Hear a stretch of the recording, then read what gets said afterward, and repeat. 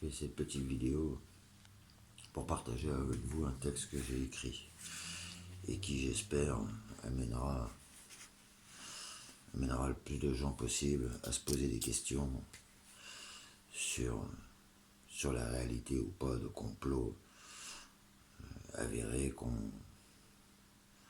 nous présente comme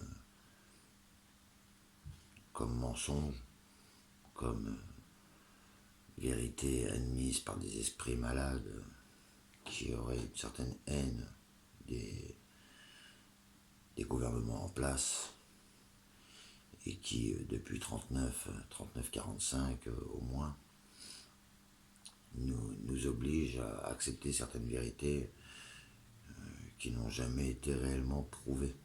Et lorsque des preuves sont présentées, sont rapidement mises de côté, effacées ou ridiculisées pour faire admettre une histoire officielle qui organise la vie de l'Europe et du monde depuis cette date jusqu'à aujourd'hui.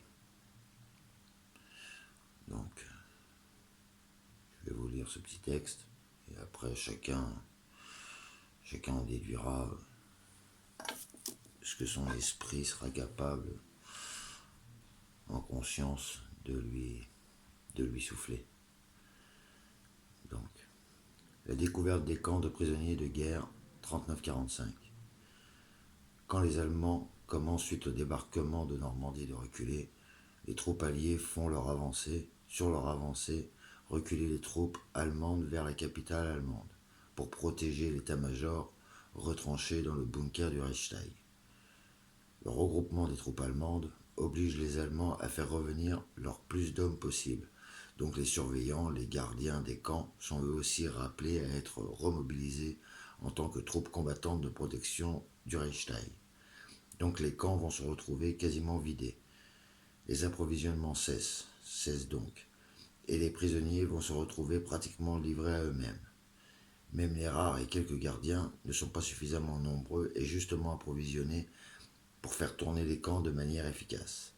Et bien sûr, les premiers à pâtir de ce manque de tout sont les prisonniers, dont les plus faibles vont rapidement finir de dépérir.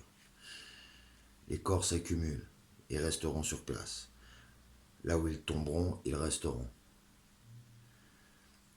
L'avancée des troupes alliées continue, et les Anglais, les premières troupes à l'avant, qui ont dans leurs troupes des militaires chargés pour l'histoire et le jugement militaire de regrouper les preuves des pièces qui pourront faire condamner l'ennemi, et donc des journalistes militaires équipés de caméras filment les images de leur découverte à leur arrivée aux abords des camps.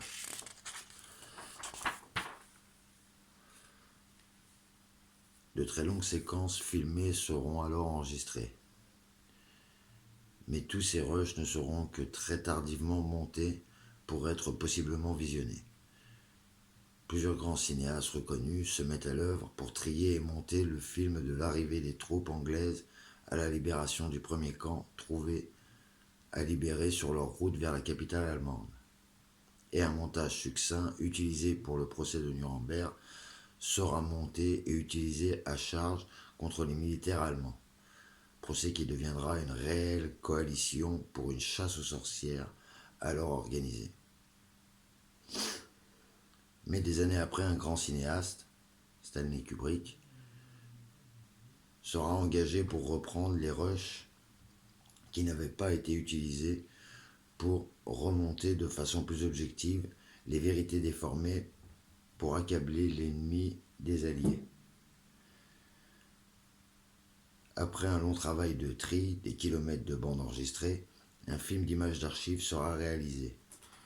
Et montrant une toute autre réalité de la libération des camps sera que très rarement montré au grand public, qui, pour ceux qui auront l'occasion de le voir, démontrera toutes les manipulations des Alliés concernant la vérité de ce qu'ils découvraient à leur arrivée dans ce premier camp notamment.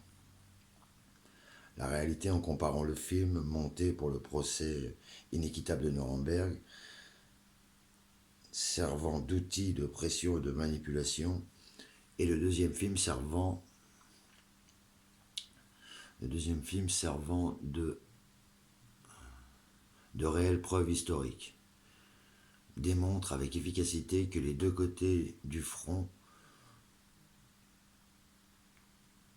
cette guerre est un point de départ du déclin de la vérité donnée au peuple, et que nous rentrions dans la période de mise en place d'un contrôle des populations survivantes des horreurs et mensonges de cette guerre, qui laisse un réel goût amer de merde de nos jours.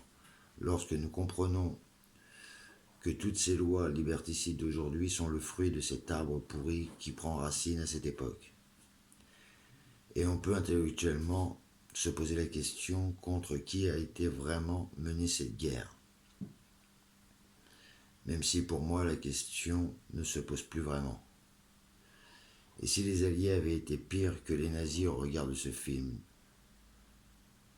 d'archives. Ensuite, de nombreuses remises en question sur le sujet de cette guerre et de ce que Le Pen jugeait comme détail de l'histoire, à qui profite tout ce qu'il définit comme détail, et qui sont peut-être le réel nœud du problème quand aujourd'hui des lois empêchent toute question sur cette période historique, dont même les historiens réellement reconnus sont eux aussi interdits sous peine d'emprisonnement, voire d'agression physique. Entre parenthèses, pensez à Forisson. Sont menacés, déclassés, et s'ils osent chercher, découvrir les traces et preuves d'un mensonge d'individus coalisés des deux côtés de cette guerre marchande, qui rajoutent de leurs mensonges et manipulations de l'horreur innommable à l'horreur déjà bien réelle de cette guerre contre tous les peuples. Au vu de ces nombreux mensonges, l'étudiant chercheur de vérité ne pourrait s'empêcher de remonter l'histoire afin de comprendre comment ceux se prévalant d'être de l'élite ont pu en arriver à un tel point de compromission. Et ce mot est encore très faible, car aucun mot n'existe pour décrire ce qu'ils se sont permis de faire subir, depuis au regard de l'histoire, au peuple qu'ils étaient censés devoir diriger pour le bien commun de tous. Et cela, jamais ils ne l'auront fait, car vu d'un autre angle, on ne peut s'empêcher de comprendre que cette élite n'a réellement en rien changé dans leur mentalité depuis qu'ils s'étaient fait nommer les praticiens. Et il est clair que si le peuple de Gaulle fut toujours trahi hontément par son élite, il n'en est pas différemment pour tous nos voisins et frères de la communauté humaine. Aujourd'hui, les techniques de soumission, de manipulation se sont grandement améliorées pour cette élite qui, à force d'aliénation, de manipulation de nos opinions, de notre façon de penser, sont arrivées à un tel point de perfectionnement que même avec la réalité des preuves, les peuples ne sont, pour les masses de leur majorité, il reste improbable de pouvoir ouvrir les yeux à ces populations devenues divisées, conditionnées, manipulées, gardées prisonnières de leurs émotions, utilisées contre elles et ainsi arracher le consentement à cette non-vie pour 99% de toute la population mondiale. De toutes ces dérives, nous sommes probablement à la fin de cette humanité encline et accordée à disparaître, imaginant même que cela est normal, que c'est l'ordre des choses et que certainement nous l'aurions mérité. Excusez pour la lecture, c'est peut-être pas top, mais j'espère que le texte aura été exprimé quand même de façon suffisamment assez claire pour que vous puissiez dégager les idées qui sont les miennes et que je cherche à exprimer au travers de ce texte sans vouloir choquer ceux qui se sentent touchés de près ou de loin par les faits historiques qu'on nous présente comme vérité aujourd'hui et qui n'ont jamais été réellement démontrés. Car si on doit faire confiance au procès Nuremberg, je vous invite à relire les articles qui qui précise comment aura été organisé le procès Nuremberg, comment les preuves auront été acceptées. Donc, à chacun de se faire sa propre opinion. Et pour ça, il faut peut-être se remettre dans le contexte historique de l'époque. Et ce qui serait bien, ce serait que les médias mainstream qui prétendent travailler pour nous ressortent ce film qui est passé une seule fois, à ma connaissance, sur Arte, et qui démontre bien la réalité de ce qu'a été la libération du premier camp. Quand les Anglais sont arrivés et qu'ils ont trouvé des prisonniers livrés à eux-mêmes, les survivants assis en petits groupes, avec autour d'eux tous ceux qui étaient morts d'épuisement, de faim et probablement de maladie, et qui restaient là, morts là où ils étaient tombés. Et quand les Anglais sont arrivés, c'est eux-mêmes qui ont creusé les fosses. Au bulldozer, ils ont eux-mêmes creusé les fosses. Et ils ont enrôlé la population allemande des villages alentours, et ils ont fait travailler les prisonniers de ces camps encore suffisamment valides. Et les images nous montrent donc les prisonniers, les Allemands, forcés au travail, transporter les corps sans aucun respect et les balancer dans les fosses creusées par les Anglais. C'est sûr, les images des procès ne nous l'ont pas montré. On nous a montré des charniers remplis de corps en disant que c'est les Allemands qui avaient entassé les corps, tous ces corps qui n'avaient pas eu le temps de brûler. Sauf que la réalité du film monté par la suite nous montre bien les Allemands à qui on a montré des images des rushs, des camps, avec des légendes rajoutées qui n'étaient pas à la description de la réalité.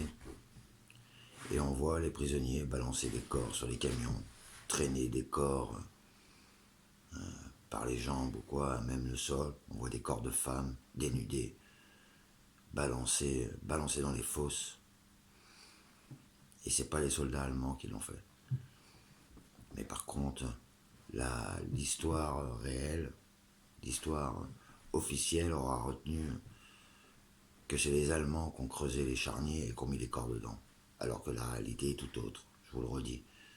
C'est bien les Anglais qui ont creusé les fosses, ne sachant quoi faire des corps, et qui les ont entassés. Et avant de recouvrir, une fois filmé, on a fait croire à la terre entière que c'était les barbares allemands qui n'avaient pas eu le temps de brûler et qu'on fait ces charniers. Alors que la réalité, c'est le manque d'approvisionnement, le manque de manœuvres allemandes et de gardiens suite à la débâcle allemande, qui a fait que les gens dans les camps livrés à eux-mêmes ont commencé à dépérir et à mourir les uns derrière les autres. Donc je ne sais pas ce qui s'est passé dans tous les camps, le film nous montre que la réalité de ce camp-là. Avec, j'ai le souvenir d'avoir été touché par une juive hongroise qui derrière le grillage est interviewée par un des Anglais qui filment et qui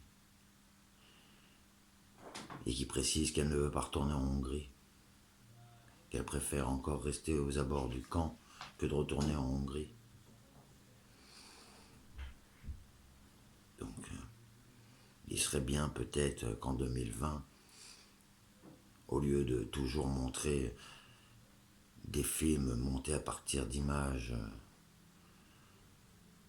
montées de façon à faire croire à une autre réalité que celle de la vérité, qu'on montre dans les écoles, qu'on montre aux gamins pour leur apprendre les horreurs de la guerre, les horreurs que les Allemands auraient fait subir aux Juifs et aux prisonniers en général.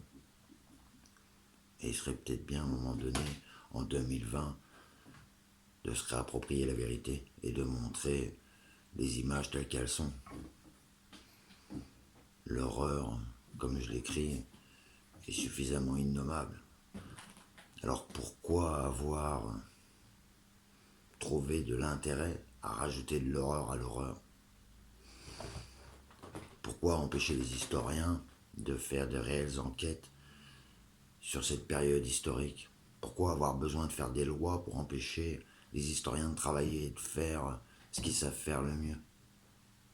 Si ce n'est vouloir couvrir ce que certains savent être un mensonge, qui sert encore aujourd'hui d'outil de pression et de manipulation contre tous les peuples. À un moment donné, il faut que ça s'arrête, ça suffit. Il faut qu'on s'empare de la vérité, il faut que la vérité soit connue.